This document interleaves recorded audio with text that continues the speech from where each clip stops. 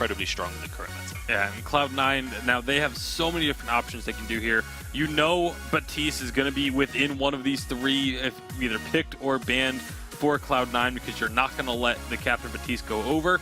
But it's a matter of where. You know, do they want to play it for themselves, or are they just going to ban it away? Obviously, they may look to take their captain here. The Lance, I think, would be a pretty heavily prioritized pick for them in this situation, but they want the Glaive instead, so that high flexibility. I actually expect that Glaive to be a laner. So C9 traditionally always first pick their carry in lane just to get old school on his most comfortable character that he wants to get on.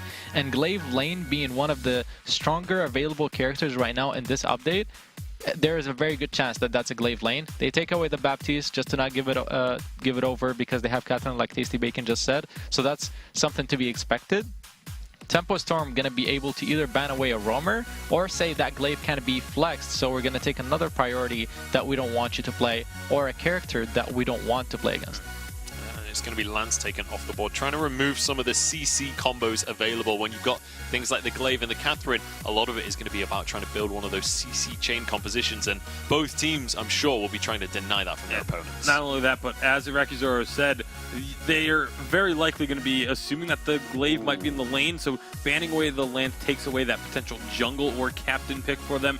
But now Adagio comes through, and suddenly this Glaive pick isn't quite so certain to be in the lane. I mean, honestly, they can go so many different ways with this. They can play Glaive lane with Roam Adagio, Glaive jungle with Adagio Roam, Adagio lane with Glaive Roam or jungle. So many ways to flex this, and this is the sign of a very smart draft and a very strong draft. Yeah, and if you're Tempo Storm right now, you don't have any idea which direction they're going to go with, so it's very difficult to draft specifically into that. And once again, it goes back to the point of Tempo Storm need to play their game and draft for themselves as opposed to trying to counter. I was just about to say Cruel is still open, but I do think this is risky because Petal is still open. They could still go Glaive lane, Petal jungle with Adagio Roam.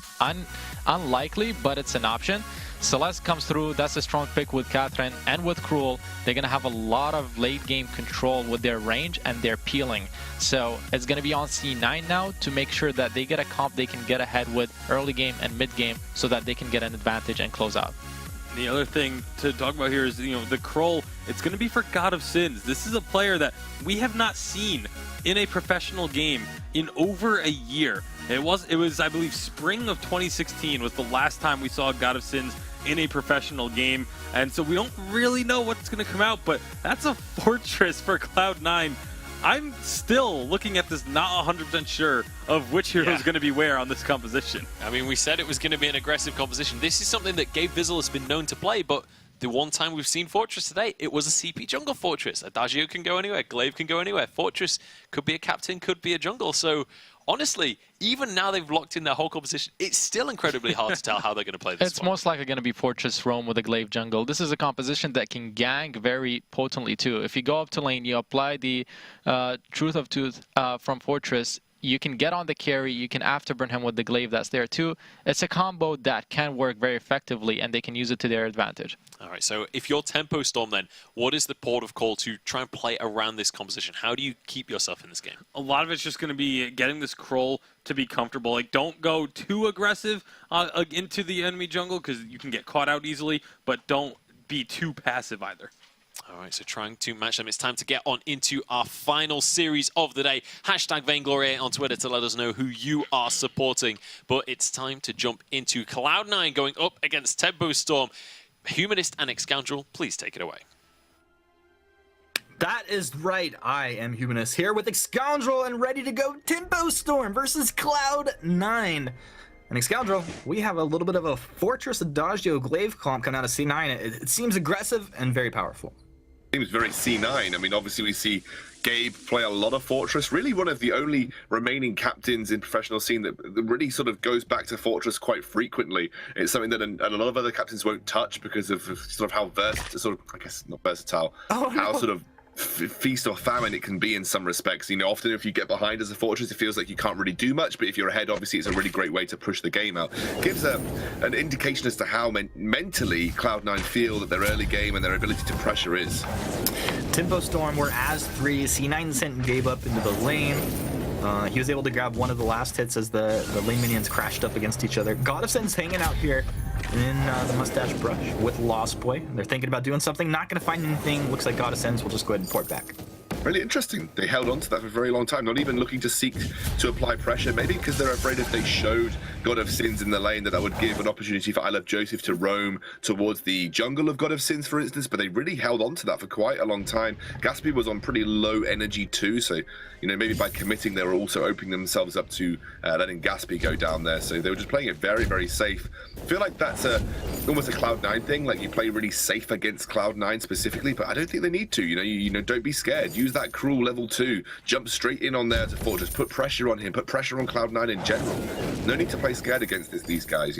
Yes, they'll punish your mistakes, but if you don't make any moves, they're going to punish you anyway. Exactly. I think that's the mind game that comes in, in some of these top teams. Of course, the top team right now, it puts that mindset into you, and you're just like, okay, well, I'm hesitant, I'm scared. You have to go forward. If you want to beat this team, you got to be making the plays. Yeah, you absolutely do, Humanist. And the thing is, Tempo have got a composition that can work really well. You're going to have so much control with the Catherine. You're going to get the double silence once you've got the Echo. You've got the peeling potential of the Cruel. With the Desk talked about it earlier. Cruel, not just an offensive capable hero. He has the ability to peel quite considerably in terms of reducing that damage with the weakness stacks. Also using From Hell's Heart defensively too. So plenty of ways to protect Celeste in this composition from Tempo. But if you just let C9 get the advantages that they want, then you're going to make it a lot harder for yourself to get to the point in the game where you have that late game composition online. One thing that Fortress does allow C9 to do is they have that engage potential, that speed up. You've got that ability to always find sort of good positional advantage by the fact that the Fortress speed just provides you with so much going into these mid-game team fights, and Cloud9 are really good at pushing the mid-game, Humanist. I mean, not only that, Gabe's really good about also, like, a lot of times you want to mark the target that you want to chase down. Sometimes if you overcommit, you have a target behind you, you can go ahead and mark that target and get your team out of there quicker as well. We've seen him actually do that. Lost Boy, he finds the stun, but C9, they turn this one around. Old School doing just fine, but it's God of Sins taking a whole bunch of damage. He'll use his healing flask. Looks like both teams should be able to walk away from this trade. Yeah, they're just going to decide to stretch their legs back into the jungle and again reset everything. Mid Treant control has been very much in favor of Cloud9. You can see Joseph has got a small level advantage over God of Sins right now, just for that very reason. About half a level ahead, and now he's also going to push into the jungle of the Tempo. It's a massive advantage for him now. Yeah, huge advantage. Maybe almost an entire level coming towards it. God is catching up because he's done his backs, but remember, Joseph's got one full rotation left to clear. So whilst it might look like they're on similar experience levels, Joseph has the ability to go farm his entire back jungle and put himself towards level 6. And that's the standing experience on the map is something that people often forget about when comparing levels. Absolutely. Look, it's just a full jungle ready to be cleared over here. His half, I guess, his full half. Up in the lane, though, we have Old School Gabe Vizzle combo continuing to apply pressure here. One of the things also that I like that is picked up, Gabe Vizzle has got the Dragon Blood contract. I think it has a lot of great impact, specifically with the Fortress. Yeah, I mean, Fortress is a super aggressive captain. He has the ability to jump in there, put pressure on with the Truth of the Tooth. Use that Dragon Blood contract to just provide that extra little bit of damage. It's something that Gabe does a huge amount, and a lot of other junglers have tried to learn. A lot of other captains have tried to learn from that specifically, and Gabe's one of the best at using these contracts offensively, trying to find even the smallest margin of damage, especially against someone as squishy as Celeste. It can make all of the difference. What is it, like a 30% slow too? Yeah, it's pretty decent. It allows you to position effectively for Gift of Fire application. Allows you to get Glaive into position for an afterburn. Yeah, not a bad little 1-2. Not bad at all. And then of course I think the cost on the contracts being reduced in the latest update makes it quite tasty to pick up. Gabe, once again hanging out in the lane, he's going to try and hold this wave as you have Old School down in the jungle with Joseph, but Gabe just making sure he gets any last hits as the waves crash up against each other.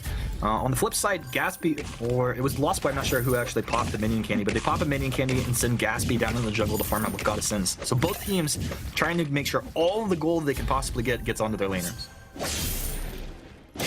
Absolutely, and Old School is one of the best. Yeah. Defensive afterburn means they're probably not going to follow up on anybody here. No, again, Gatsby just able to start clearing the wave out. Oof, God of Sins hanging around almost too long.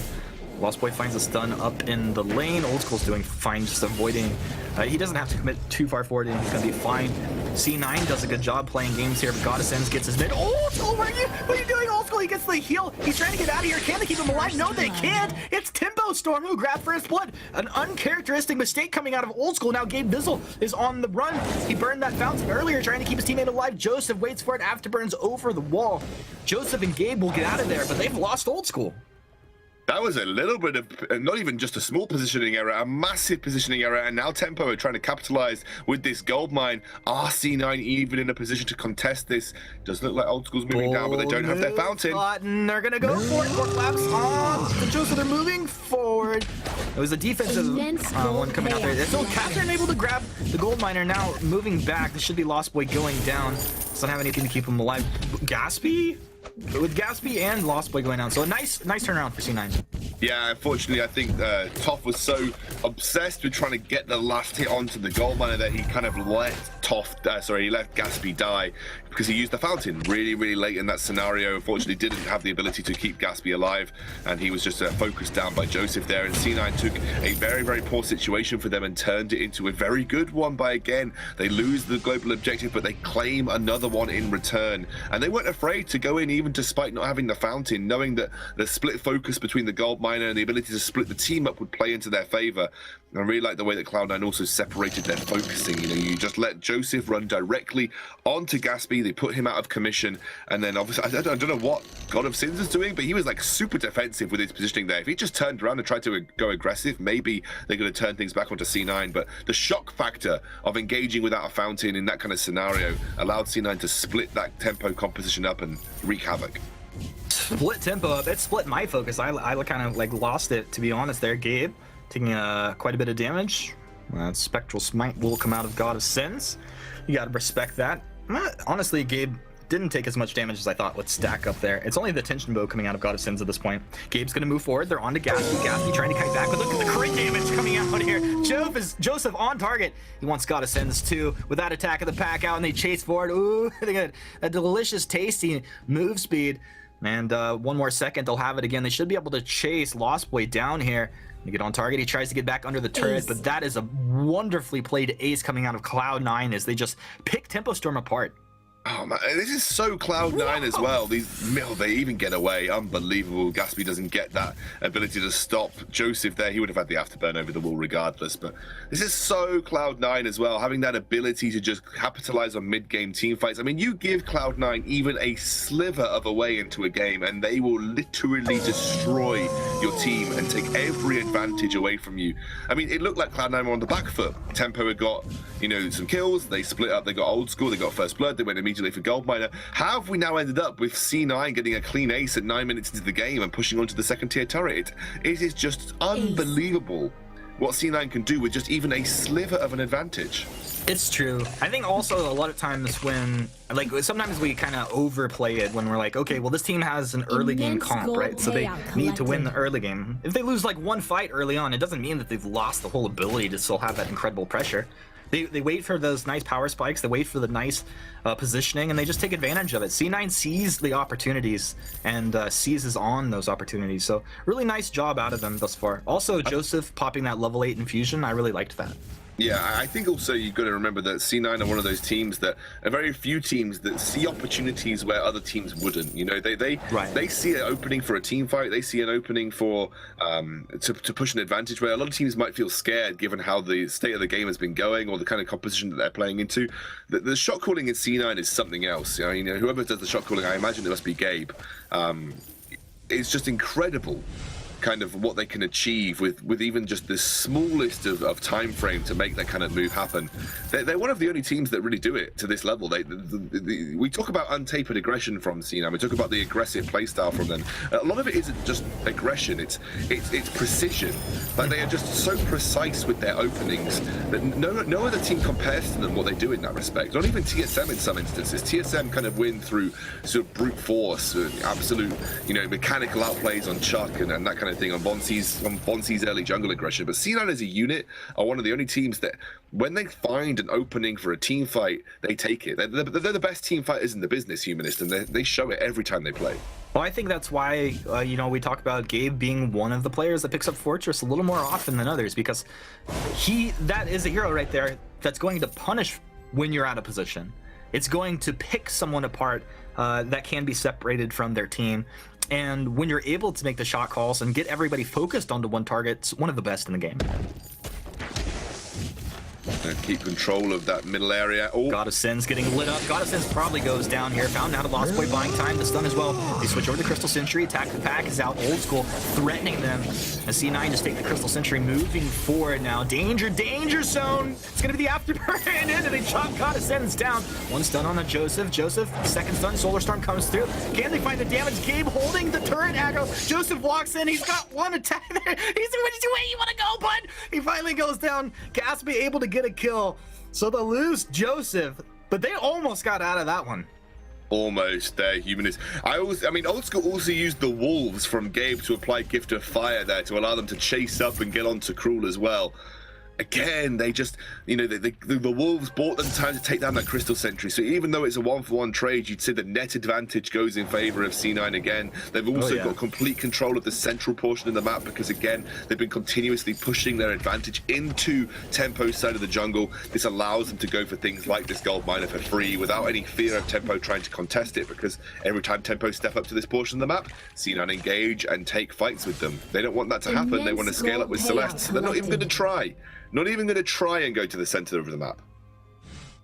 Yeah, they're playing scared right now. I can't blame them.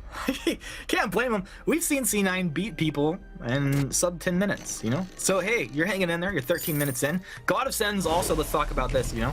Bacon said it's been since spring last year that we saw him. It might have been spring. I know definitely we saw him in winter, but it's been a long time since he's been playing like competitively. Yeah, he's been on rosters for a while. Yeah, he does play, but of course those nerves can kind of get to you when you haven't been playing in a streamed match for a while. Take up for Tempo felt like they were needed in some instances. They've had limited success, you know, across the course of the North American VG8, but C9 have always been kings. Second to TSM. Wait. Goodbye, God of Sins. Yeah, I was about to hand it over, but he's just dead. You just keep going. Keep going. I mean, second to TSM online, but obviously whenever it comes to those clutch situations, that, you know, C9 are twice unified Western Live champions for a reason. They perform when it absolutely matters. It looks like they mean business as usual coming into this week. This first week of the autumn season of the VG8. C9 don't look like they want to perform any differently. This is a very unchanged roster. One of the longest standing rosters that we've got, and it's for a reason. These guys are the top of their game. Yeah, they're playing incredibly well. Besides that one kind of positioning error out of Old School, which was, you know, not something he does all the time. They've really cleaned it up and have absolute control of this game. Joseph has the breaking point Sorrowblade build. His boots are ready to go. Once they get into a position where they can get onto target, I imagine they're just going to continue to blow them up. And I'm going to just slowly do what they do always, just clear out their jungle when they can, get towards this central portion of the map, control a global objective like this gold mine. Again, they go for gold mine at all kinds of values. They just try to get the maximum efficiency out of it, and with Kraken spawning in 20 seconds, they're going to try and take this pay super quickly without the even thought of Tempo Storm trying to contest it. It's been incredible prowess and control of C9. It always is from these guys, though. Old School even walks over and takes the mid camp away from them. All his teams taking the gold miner there. So really nice job. Right now, they take it right as the Kraken awakens. So just before the 15-minute mark. Really beautiful stuff. C9 obviously in the zone playing towards the top of their game at this point. Tempo Storm. Very deep hole they find themselves in at this point. And do you think that what's the play? They just try to bend, don't break at this point, as an obvious push will come out of C9 here? Yeah, I think the play for Tempo specifically is Gatsby's now working towards his clockwork. Get that clockwork online. Use that range advantage. I mean, C9 are going to be careful here. They don't want to go for a sort of a 50-50. Lost Boy, dude, Lost Boy's the stealing god. Gabe moves in. He's on a God of Sins. Joseph over the top side. He's looking for Gatsby. Old School moving forward. The boomerang. I don't know if that's actually... I don't think it. God of Sins moving back. Gatsby getting loaded with the Soul Sword, buying just a bit of time. Blast Trimmer at the end of it. They've lost 1 and 2. God of Sins and Gatsby ripped apart. Lost Boy will be the last one to go down. Ace. A double kill, I think, coming through for Gabe Vizzle there. 4-0-6 on that Fortress. 10-2. Cloud9. Yeah, they're pretty good. Oh man, Joseph was so good with that afterburn, held on to it for so long, used the boots to position properly, and kept Gatsby well in the fight for C9 to jump in and capitalize on. C9 made such good decision making there as well. No way that you can take a 50-50 with the Kraken versus Tempo Storm at this point, especially with the range and burst potential of the Celeste. They say nope. Bait them in, bring them towards our brush, then bang, straight on the trigger, go for the engage, and immediately put pressure on them.